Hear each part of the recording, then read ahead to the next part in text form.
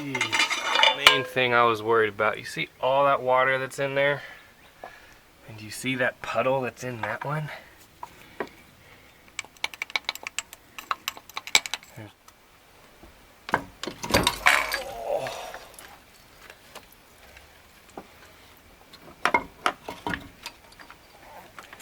Fixing of this engine, regardless of what we do to it, I don't think it's gonna be fixed. You know, it's funny, this one's not really rusty, but it might be because it has oil floating up into it. I don't know. Oh my goodness. Alright guys, welcome to the next video on the white 72 Corvette. Notice that it's not in the video. In the past we saw that the engine in the car is actually full of water and basically probably could be rebuilt, but I'm going to drive it faster than that. Don't worry, I'll take it out and I'm going to save it and see if it can't be brought back to life. But here is a solution that is much faster than taking that engine to a machine shop and waiting and paying all that money. So this engine came out of a 1974 Corvette. Here's a picture of it. And basically, I bought the car, it was going to be for parts, it was way too nice to part out.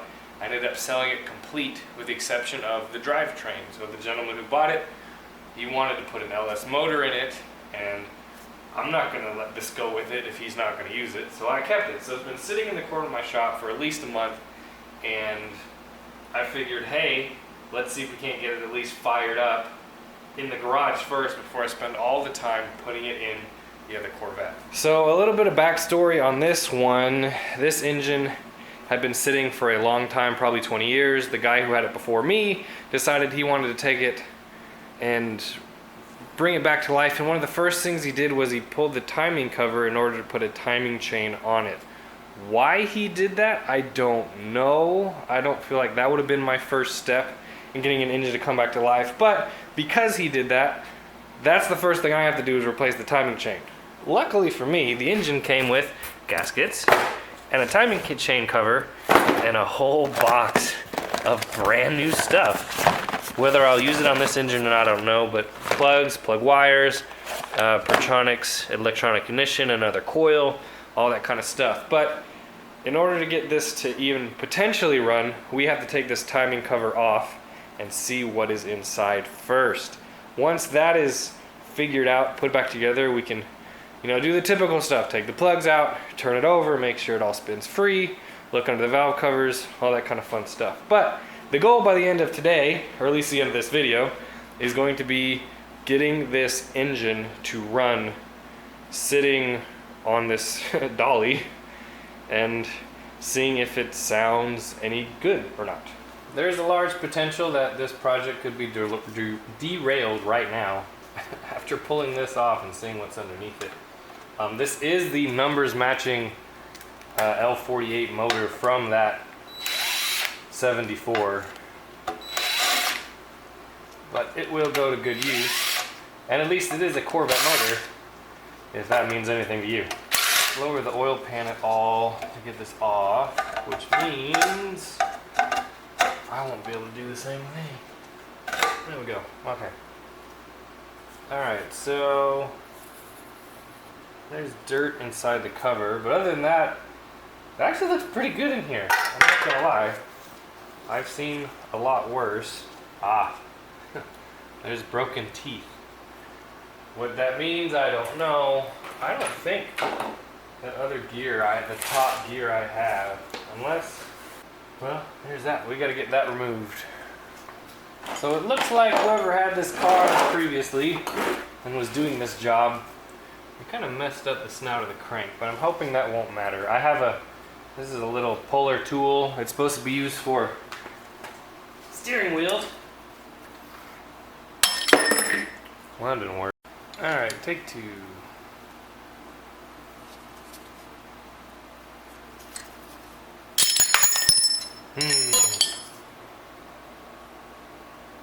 Oh, is it moving? No.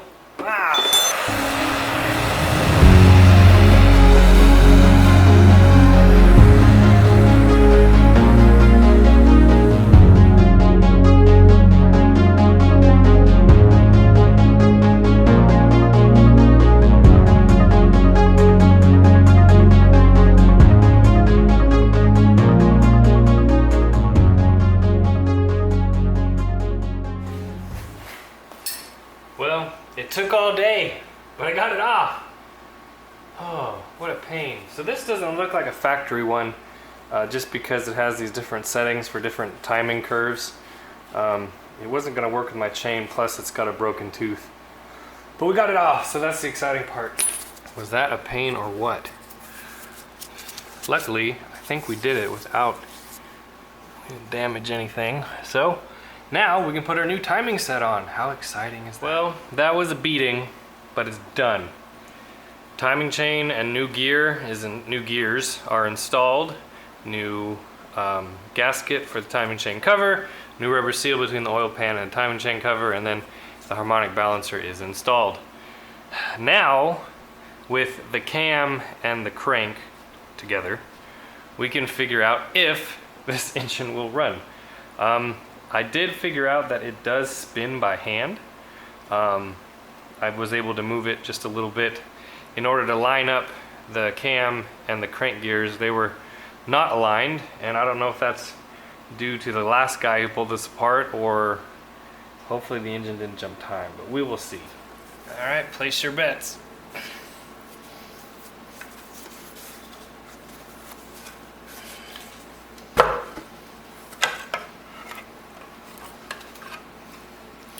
All right. Well, I've seen a lot worse. That's not bad at all. There's a little bit of sludge, but not much.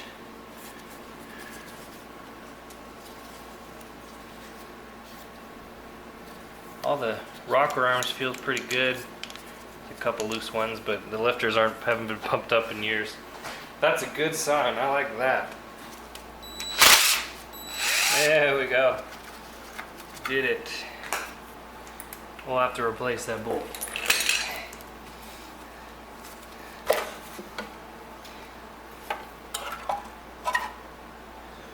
Not bad either.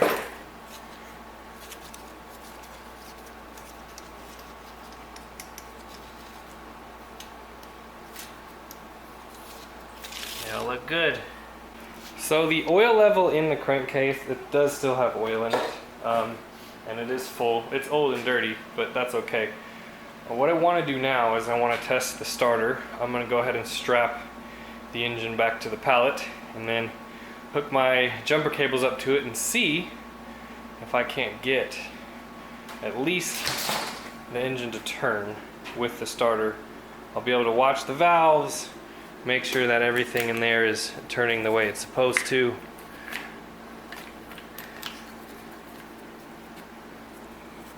That shouldn't hit anything.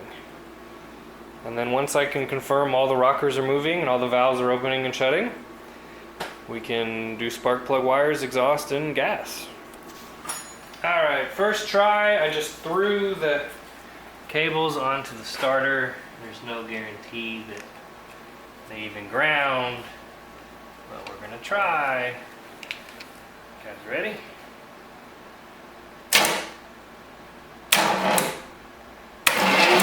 Whoa, it's going! It's going, it's going. We are spewing out the PB blaster I put in.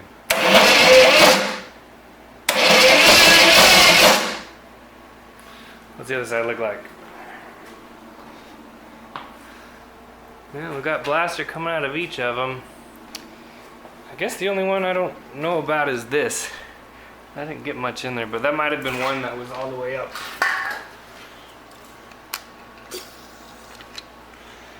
Can't tell.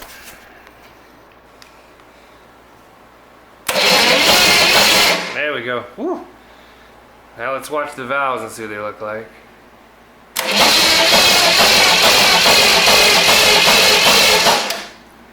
Other side.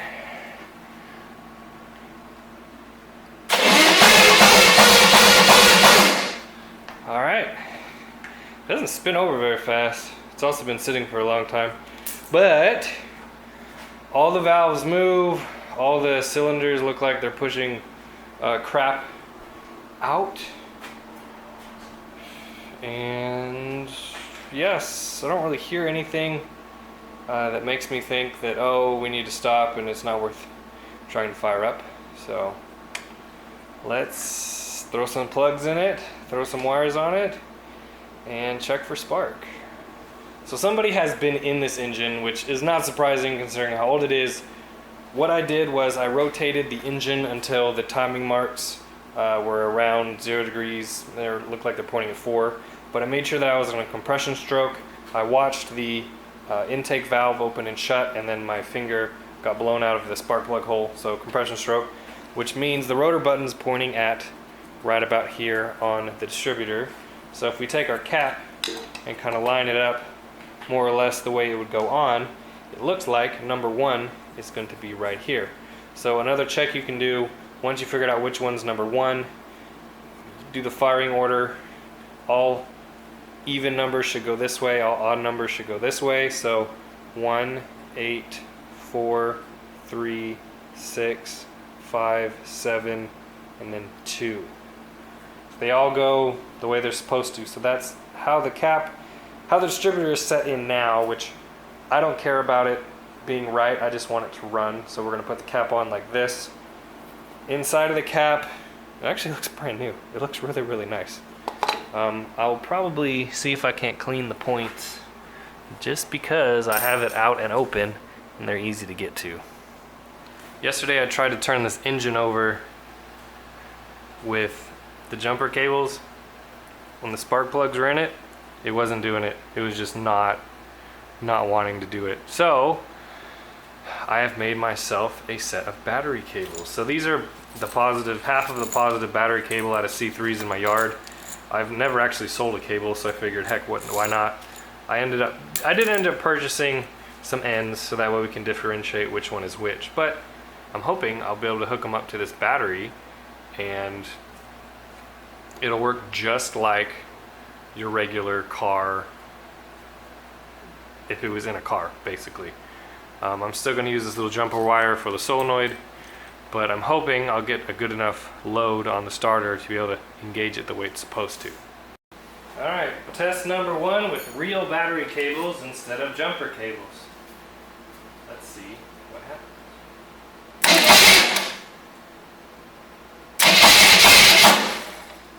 Let's turn it over much, much better.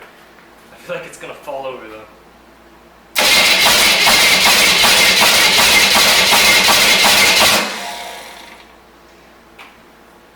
That knocking noise, I can't tell if it's the starter or the engine.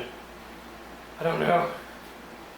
But something we can do, we can put spark to it and see if we have spark. I have the coil hooked up to the battery positive using this red wire. And so now what I want to do, I want to see if I can't ground out this lead and see if I can get some spark.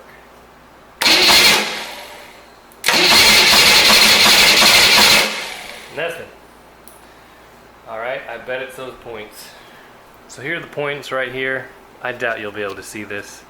They look okay inside, but I'm still going to clean them up. I don't like this one piece point stuff, but you know, it's what we have, so it's what we're going to use. We'll clean them up and then try again. Alright, the points have been cleaned up. And basically what I want to do is I'm going to open the points manually with my screwdriver. The power is onto the coil. We should see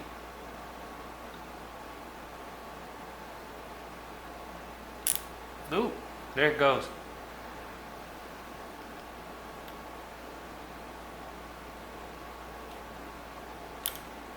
A little baby discharge right there. So that should be firing. Maybe my connection's not that good. Or it's not a good ground, one of the two.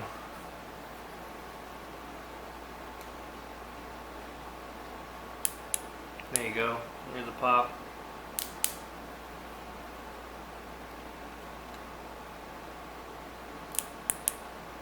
So the coil works, the points work, so we should be able to throw it together and have spark at the plugs.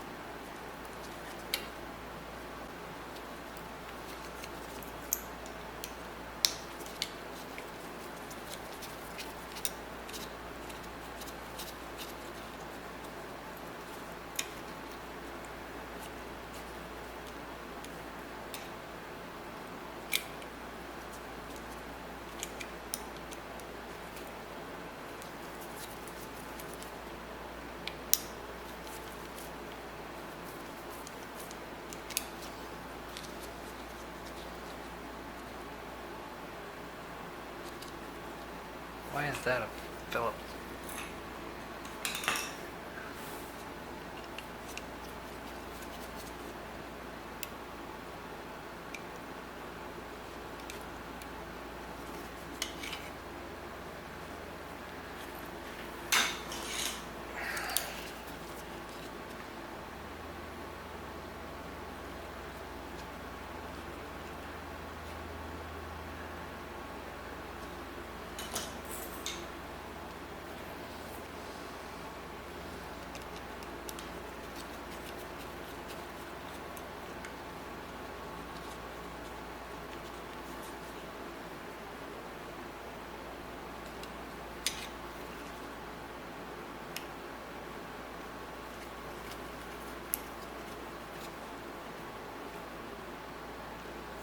Alright, let's try this one more time.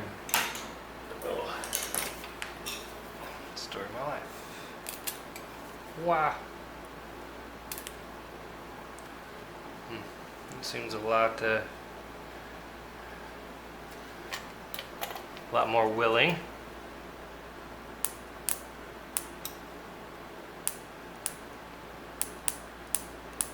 Okay, now let's see what happens when we turn it over.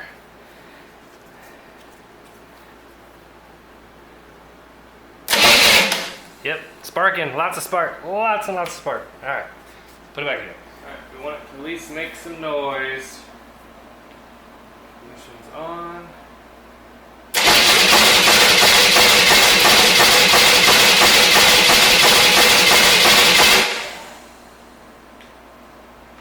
I don't understand. Oh. There's no rotor button. That's why. Don't be like me. Be smart.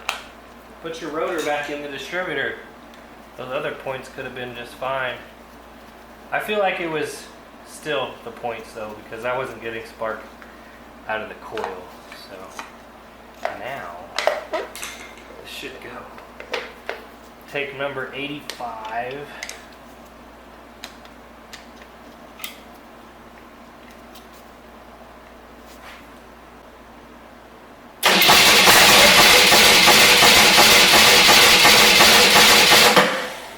We got a pop, one pop. That was about it.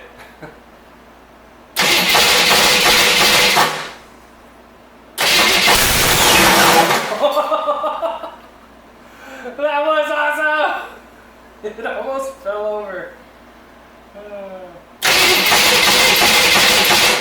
It really liked more gas. Okay, we're gonna do that one more time. That totally almost fell over. Oh, but it sounded okay. I mean, as much as you can tell with open exhaust.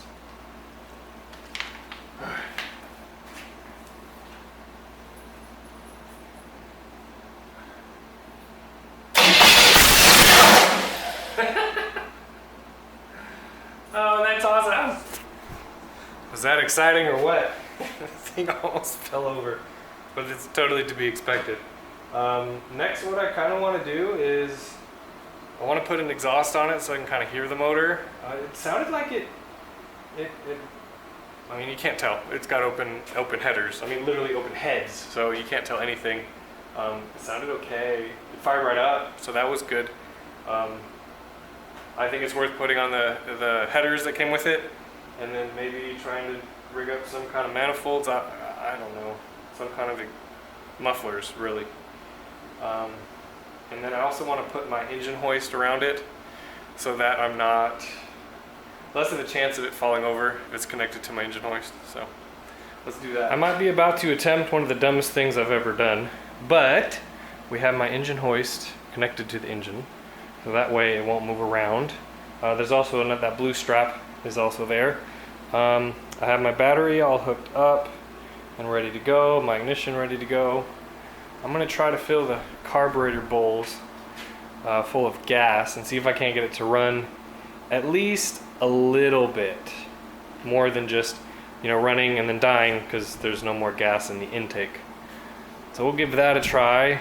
Oh, I need to figure out my Make sure my exhaust doesn't light my carpet dolly on fire, so I'm gonna get my fire extinguisher out and put it next to it. That's so loud. Alright, I'm putting my earplugs in.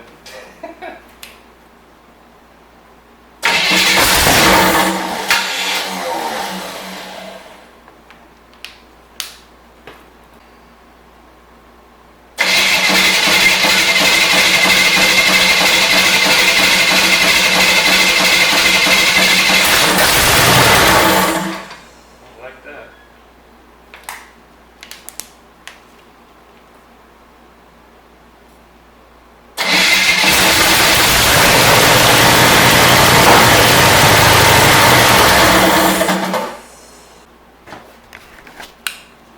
Well, we got it to run long enough that I feel like it's good. I'm screaming at you guys because I'm my earplugs in. No. So, I mean, there's oil coming up on every lifter. Every lifter has oil, some more than others, right? But they take a little while to pump up. What I'm gonna do real fast is I'm gonna swap carburetors. I have a carburetor that I know is a good one. This one's, I mean, who knows how long it's been on there. Probably needs rebuilt, but I have one that I'm going to swap on there, fill that one full of gas, and let's get this thing running for longer than 5 seconds. So you're wondering why this Quadrajet is red. It's red because I know it's a good one, and I'm not gonna sell it because it's my test carburetor. So it's full of gas, the accelerator pump squirted. We'll see if this runs any better than before.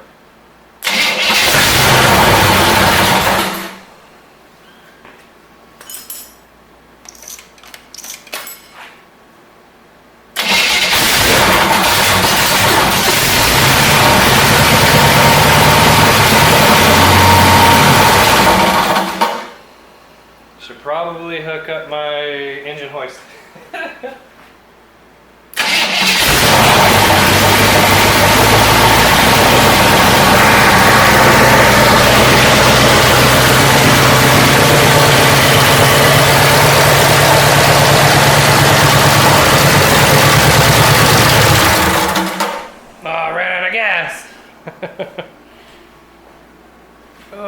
Maybe it'll start up one more time. No, I don't think so. I'm totally out of gas. There we go. What do you guys think?